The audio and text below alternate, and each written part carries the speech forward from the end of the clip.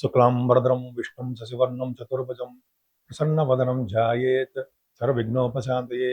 ఓం గం గణపతయే నమః. ఓం శ్రీమాత్రే నమః. ఓం శ్రీ గురుభ్యోం నమః. మా ఆవియాసాలను చూస్తున్న మీ అందరికీ పేరు పేరున నా హృదయపూర్వక నమస్కారాలు. ఇప్పుడు మనం శుక్రగ్రహం మీనరాశి నుండి, అంటే ఎగ్జాల్టేషన్లో ఉన్నటువంటి మీనరాశిలో ఉన్నాడు. ఉచ్చ స్థితిలో ఉన్నటువంటి మీనరాశిలో ఉన్నటువంటి శుక్రుడు మేషరాశిలోకి మారుతున్నాడు. మేషరాశిలోకి 26th మార్చ్, 26వ తారీఖుని మార్చి నుండి ఏప్రిల్ 19th వరకు మేషరాశిలోనే ఉంటాడు. సో మేషరాశిలో ఉండడం వలన మేషరాశి నుండి మీనరాశి వారి వరకు కూడా 12 రాశుల వారికి ఈ శుక్రుడిచ్చే ఫలితాలు, ఈ 25 రోజులు ఉంటాడండి, ఫలితాలు ఎలా ఉండబోతున్నాయో ఇప్పుడు మనం తెలుసుకుందాం. కన్యారాశి వారికి అత్యంత రాజయోగకారకుడు కదండి ఆయన, అవునా?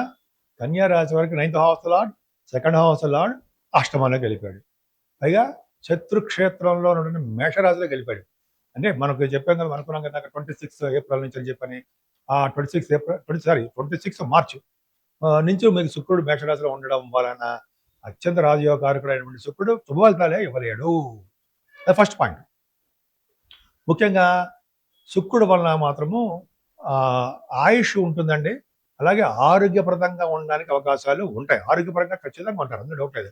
ఎప్పుడైతే అష్టమ స్థానంలో శుక్రుడు ఉన్నాడంటే వాళ్ళకి జీవించి ఉన్నంత కాలము, మీ జాతకాలు కూడా చూసుకోండి, శుక్రుడు ఉంటే మాత్రము అష్టమంలో ధనయోగాన్ని, ఐశ్వర్యాన్ని మీకు ప్రసాదిస్తున్నాడు. 2nd house lord, 9th house lord అయి అష్టమంలో ఉండి సడన్ గెయిన్స్ ఇస్తున్నాడు మీకు. పూర్వీకులు సంపాదించిన ఆస్తి పాస్తులు మీకు రాబోతున్నాయి.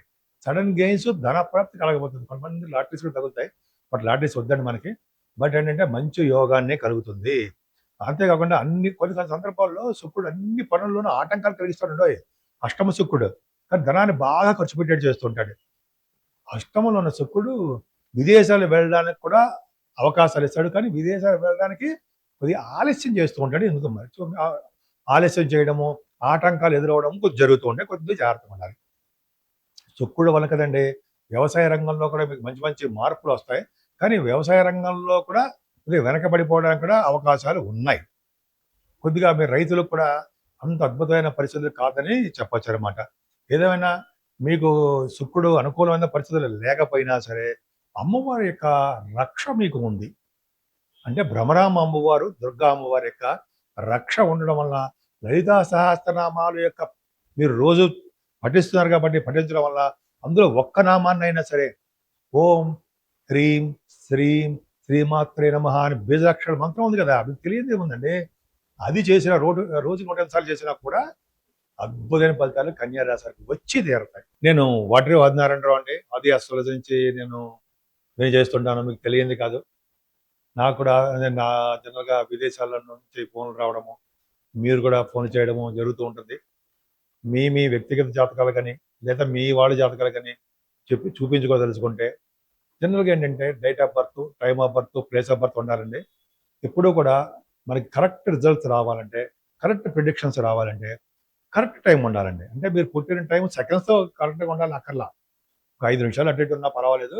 మనకి ఏంటంటే దశల్లోనూ అంటే మరి జరుగుతున్న దశలు ఉంటాయి కదా, ఆ దశలో మనం చెప్పే వాటిలో అటు ఇటుగా జరుగుతూ ఉంటాయి అన్నమాట. అందుకని కరెక్ట్ టైం ఉంటే మంచిది. అంతేకాకుండా గోచార ప్రకారం ఎలా ఉంటుంది, అలా మనం ఎప్పుడు కూడా ఏం చెప్పుకుంటాము, గోచార ప్రకారమే చెప్పుకుంటూ ఉంటాం. అంటే ఆ గోచార ప్రకారం చెప్పుకోవడం మాత్రం అన్నీ కూడా కరెక్ట్గా జరిగిపోతాయి అనుకోకూడదు.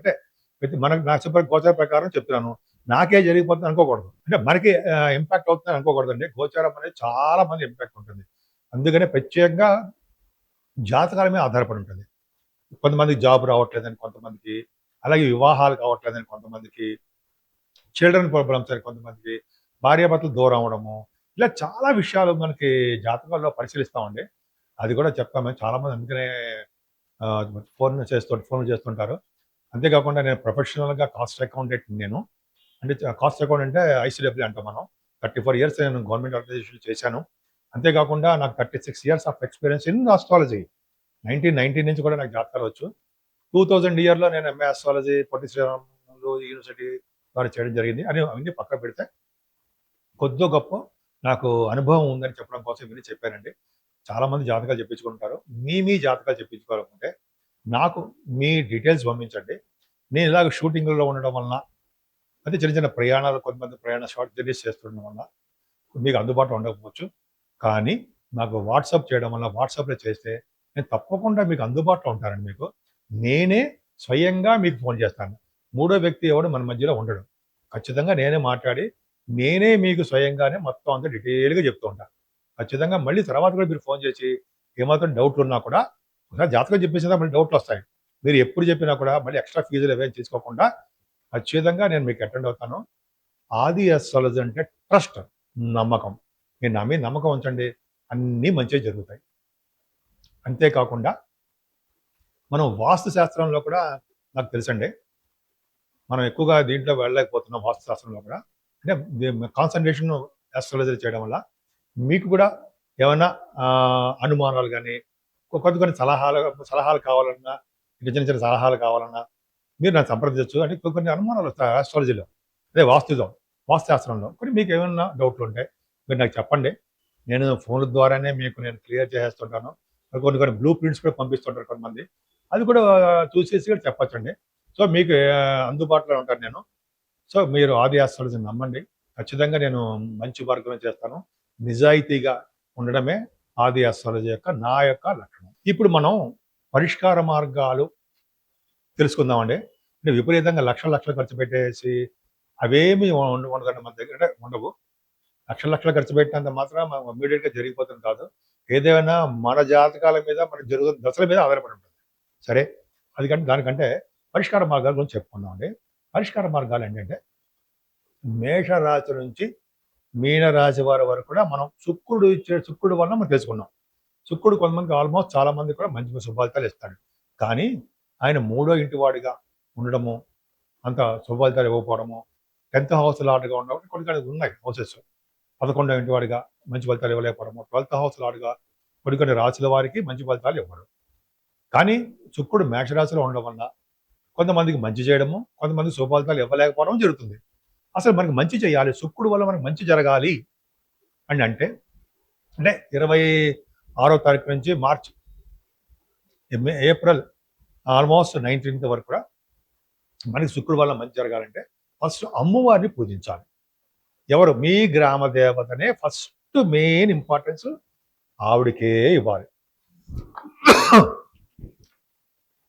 ఉదాహరణ మనం చెప్తుంటాం కదండి, భీమవరం మా ఊళ్ళో అమ్మగారు అంటుంటాం. అలా నేను ఉదాహరణ చెప్తున్నానండి. అలాగా మీ ఊరికి ఎవరైతే గ్రామ దేవత ఉంటారో ఆవిడని పూజించాల్సిందే. ఆవిడని పూజించిన తర్వాత మాత్రమే దుర్గా అమ్మవారిని పూజించడము, కుంకుమలతో కానీ కుంకుమతో పూజలు చేయడం కానీ, లేకపోతే దుర్గా సప్తసతి మార్నింగ్ టైంలో చేస్తారు కనకదుర్గ గుడిలో. అది చేయించుకోవడం వల్ల విశేషమైన ఫలితాలు ఉంటాయి. ఒకటి ప్రతి రాశి వాళ్ళు చేయించుకోవచ్చు. అదొకటి. అంతేకాకుండా చండీ హోమాలు మనం అంత దూరం వెళ్ళాము. మన ఊళ్ళోనే ఎక్కడో పౌర్ణమి పూట, అమావాస్య పూట కూడా చండీ హోమాలు జరుగుతుంటాయండి. అక్కడ మన పేర్లు ఇచ్చి మనం అంటే ఇండివిజువల్‌గా చేయించుకోవడానికి చాలా ఖర్చు అయిపోతుంది కాబట్టి, మనము ఇండివిజువల్‌గా చేయించుకోలేం కాబట్టి గుళ్ళలోకి వెళ్ళి దగ్గరుండి మనం కూడా పాల్గొనొచ్చు. మీకు తెలియని విషయం కాదు. చెయ్యొచ్చు. అదొకటి. మెయిన్ ఇంపార్టెంట్ లక్ష్మీ అమ్మవారు. లక్ష్మీదేవిని అమ్మవారిని కలవ పువ్వులతోనూ దొరికితే మారేడు దళాలతోనూ, అలాగే మల్లె పువ్వులతోటి శివుణ్ణి పూజించిన అమ్మవారిని, లక్ష్మీదేవి అమ్మవారిని పూజించిన భార్యాభర్తలు కలిసి ఉంటారు. కోర్టు కేసుల నుంచి విముక్తి కలుగుతుంది. అలాగే మీరు అనుకున్న కోరికలు నెరవేరుతాయి అని నేను చాలా చోట్ల చదివానండి. గురువు గారు కూడా చెప్తుంటారు మనకి. సో, ఈ విధంగా లక్ష్మీ అమ్మవారిని పూజించడం వలన అన్నిటికంటే ముఖ్యం టాప్ మోస్ట్ ఏంటంటే లలితా సహస్రనామాలు. అందరికీ చాలామంది మహిళలకి, పెద్దవాళ్ళకి, పురుషులకు కూడా నోటికి వచ్చేస్తుంది. చెప్పగలరు, పాడగలరు, చెప్పగలరు. మొత్తం లలిత శాస్త్రం మొత్తం కూడా. అటువంటి వాళ్ళందరికీ నమస్కారం. సో, వాళ్ళందరూ కూడా ఈ లలితా సహస్రనామాలు చేయడం వల్ల, అదే లలితా సహస్రనామంలోనే మనకు మూల మంత్రం కూడా ఉంది కదా! గురువుగారు మనకి ఉపదేశించారు కదా! అదేంటంటే ఓం ఐం హ్రీం హెచ్ఆర్ఈఎం హ్రీం శ్రీం శ్రీమాత్రే నమః. ఓం హ్రీం శ్రీం ఓం ఐం హ్రీం శ్రీం శ్రీమాత్రే నమః. ఓం ఐం హ్రీం HREM హ్రీం శ్రీం శ్రీమాత్రే నమః. అమ్మా తల్లి అని మీరు వేడుకోండి. అన్ని రంగాల్లోనూ మీరు ముందంజలో ఉండబోతున్నారని అడగండి. ఖచ్చితంగా ఉంటారు. అడగండి అంటే మీ జాతక ప్రకారం ఉంటుందనుకోండి. అంత అదృష్టాన్ని అమ్మవారు ప్రసాదిస్తారనడంలో ఏమాత్రం సందేహం లేదండి. మీకు ఏమాత్రం అవకాశం ఉన్నా మీ గ్రామ దేవతని, దగ్గరలో ఉన్నటువంటి అమ్మవార్లని పూజించండి. సర్వశుభాలు కలుగుతాయి. సో మీరందరూ కూడా ఐశ్వర్యవంతులుగాను, అదృష్టవంతులుగాను, సంపూర్ణమైన ఆరోగ్యవంతులుగా ఉండాలని ఉంటారని కూడా నేను మనస్ఫూర్తిగా కోరుకుంటున్నాను.